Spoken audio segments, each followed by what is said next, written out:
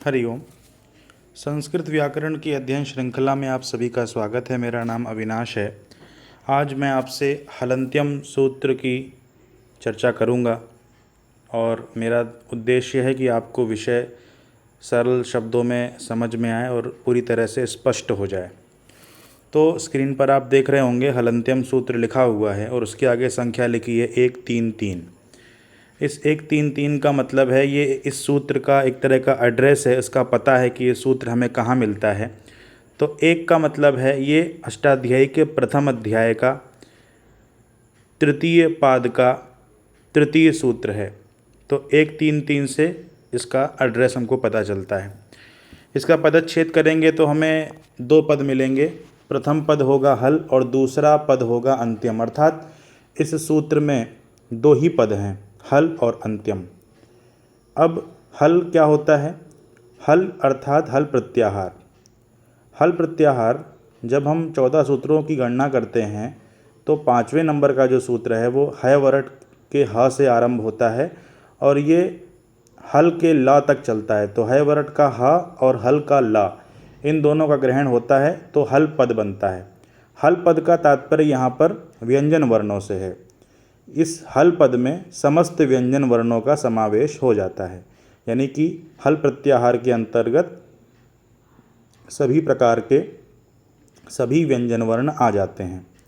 तो हल का सीधा सा अर्थ हो गया व्यंजन और अंत्यम का मतलब है जो अंत में हो। तो जो व्यंजन वर्ण अंत में हो, इस सूत्र का यही तात्पर्य है। लेकिन जब इसकी वृत्ति में हम देखेंगे तो वृत्ति में लिखा है उपदेशेन्त्यम हल इत स्यात्। सूत्र में हल और अंत्यम ये दो ही पद हैं, लेकिन वृत्ति में उपदेश अंत्य हल इत स्यात् ये 5 पद आ गए हैं। वृत्ति का अर्थ होगा उपदेश अवस्था में अंतिम हल की इत संज्ञा होती है। वरदराजाचार्य जी कहना चाहते हैं कि जब उपदेश अवस्था होती है तो उन उपदेशों में जो अंतिम हल होता है अर्थात अंतिम व्यंजन होता है, उस अंतिम व्यंजन की इत संज्ञा इस सूत्र से हो जाती है। ऐसी वृत्ति में वरदराजाचार्य जी ने बोला। अब यहाँ पर एक नया पद आप सभी के समक्ष आया होगा, उपदेश। तो उपदेश के बारे में अगली पंक्ति में बता रहे हैं, उपदेश आदि उच्चारणम।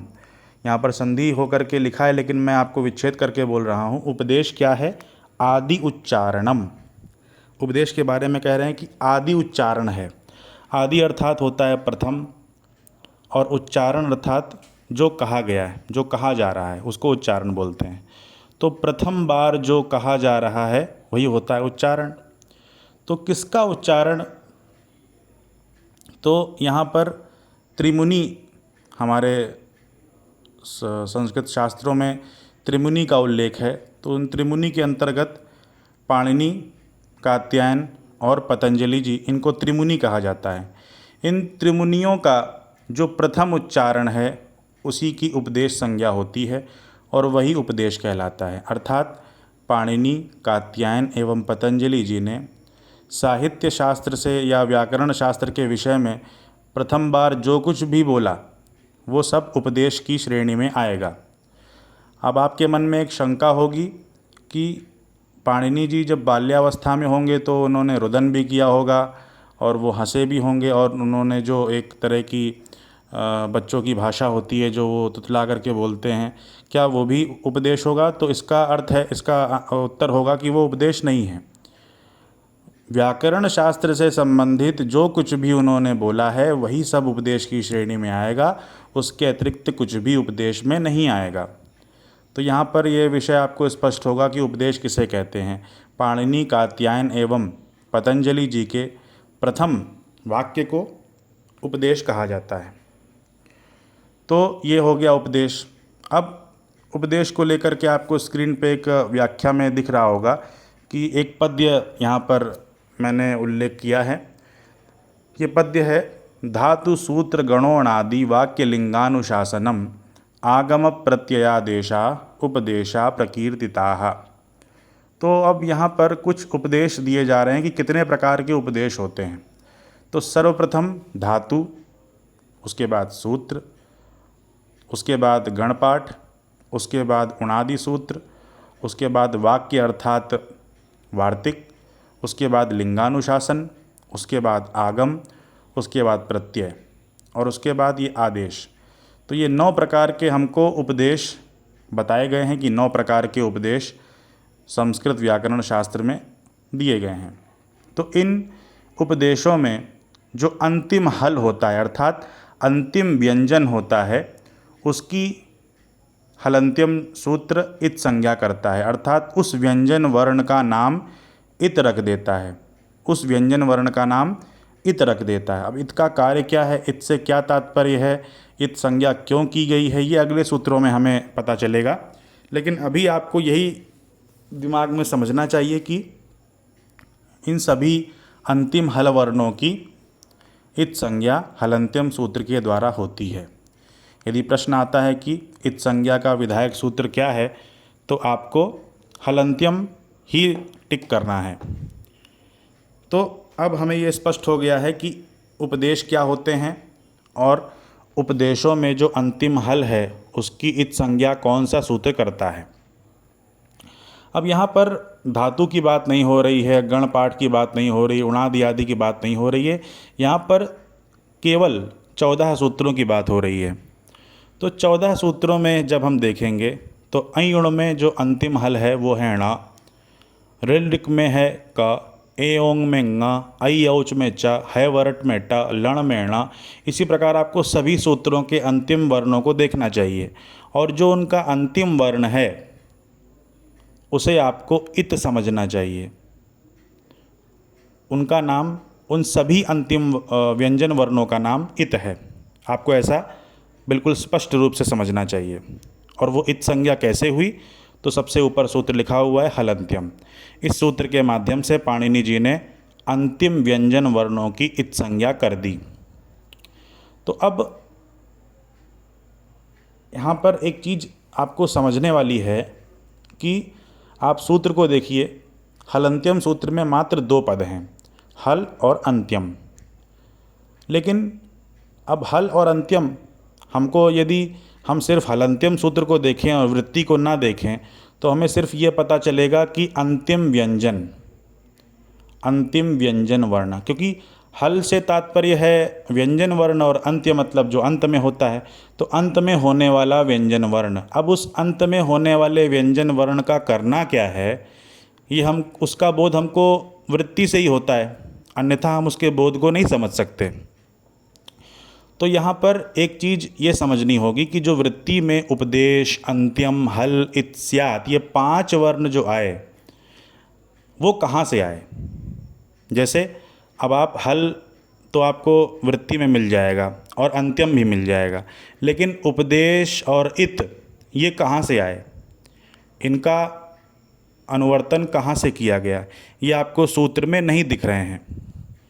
तो यहाँ पर जब हम देखेंगे तो हलंत्यम का जो एड्रेस मैंने प्रारंभ में बताया था कि 1-3-3 है, 1-3-3, यानी कि प्रथम अध्याय के तृतीय पाद का तृतीय सूत्र हलंत्यम है।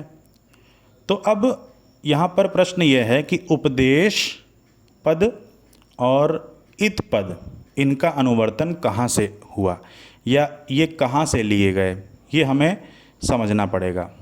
तो अब ये हमको सूत्र में तो नहीं दिख रहे हैं, सूत्र में ये मतलब एक तरह से साकार रूप में नहीं दिख रहे हैं, इनका हमने अनुवर्तन किया है, ये कहीं और से आए हैं।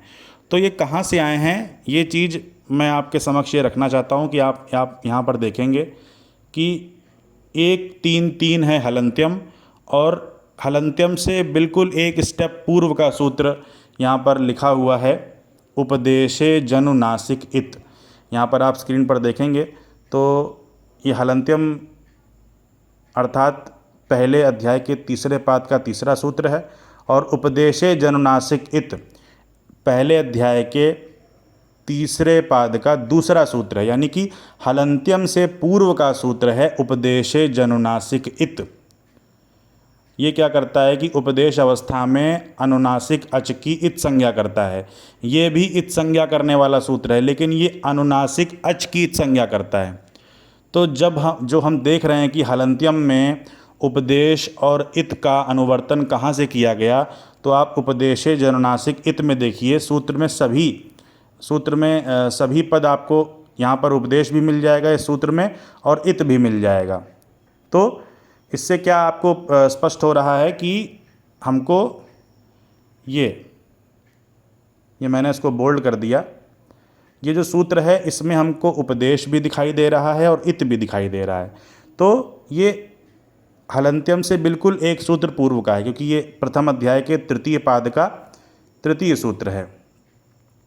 तो आप इसको ज़रा थोड़ा सा समझेंगे तो आपको समझ में आएगा कि इस जो हलंत्यम में हमको उपदेश और इत नहीं दिख रहा था, वो हमने अनुवर्तित कर लिया इसके पूर्व सूत्र से, अर्थात उपदेशे जनुनासिक इत से। तो यही बात जो मैंने अभी आपको बताई, ये वृत्ति में दी जा रही है कि सूत्रेष्वदृष्टम पदम सूत्रांतरात् अनुवर्तनीयम सर्वत्र। सूत्रेष्वदृष्टम पदम, सूत्रों में अदृष्टम न दिखाई देने वाले पद सूत्र अंतरात अन्य सूत्रों से, सूत्रांतरात यानी अन्य सूत्रों से अनुवर्तनीयम सर्वत्र, या इसका अनुवर्तन हम सर्वत्र कर सकते हैं। यहाँ पर बहुत सारे सूत्रों में अन्य पूर्व के सूत्रों से अनुवर्तन किया गया है। पाणिनि जी अनुवर्तन की प्रक्रिया को उन्होंने बहुत उपयोग किया है। क्यों? क्योंकि यदि हलंत्यम में ही उपदेशे और इत को जोड़ दिया जाता तो हलंत्यम भी बड़ा सूत्र हो जाता, मात्र हलंत्यम न रह जाता, फिर उसमें उपदेश भी जुड़ जाता और इत भी जुड़ जाता। इस कारण से वो और बड़ा हो सकता था, तो और कठिनाई होती लोगों को उसको स्मरण करने में, कंठस्थ करने में। इस वजह से उनकी प्रक्रिया थी कि सूत्र को छोटा से छोटा रखा जाए। जब मैंने मेरा एक वीडियो पढ़ा होगा, उस पर आप देख लीजिएगा कि सूत्र के कुछ लक्षण होते हैं, तो उसमें सर्वप्रथम जो लक्षण है सूत्र का वो यही है अल्पाक्षरम। तो अल्पाक्षरम यानी कि कम अक्षर वाला सूत्र होना चाहिए, सूत्र सदैव कम अक्षरों वाला होना चाहिए। तो पाणिनि जी का उद्देश्य था कि सूत्र सदैव कम अक्षरों में हो और अपनी पूरी बात को कह दे। तो जो कुछ बच जाता था उसका वो अनुवर्तन पूर्व के सूत्रों से कर लेते थे। जैसे यहाँ पर हलंत्यम में आपने देखा, हलंत्यम है 1-3-3 का सूत्र और उपदेशे जनुनासिक इत है 1-3-2 का सूत्र। तो उपदेश का और इत का ग्रहण उन्होंने उपदेशे जनुनासिक इत से कर लिया। मुझे आशा है कि आपको ये विषय स्पष्ट हो गया होगा। और एक बार मैं स्क्रॉल कर देता हूँ तो आपको ये पूरा, मैंने अपने शब्दों में कुछ व्याख्या लिखी है, तो उसको आप देख करके समझ सकते हैं। एक बार यदि आप इसको पढ़ लेंगे तो आपको पूरा विषय स्पष्ट हो जाएगा और आपको कोई कठिनाई नहीं होगी। यदि कोई समस्या होती है तो आप मुझे कमेंट के माध्यम से बता सकते हैं, मैं यथाशीघ्र आपको उसका उत्तर देने का प्रयत्न करूँगा। आज यहीं पर समाप्त करते हैं, फिर अगली व्याख्या आगे के सूत्र अदर्शनम लोपा और तस्य लोपा को लेकर के करेंगे। और आप इसको देख करके अपने विषय को तैयार कर सकते हैं। धन्यवाद। शुभ रात्रि।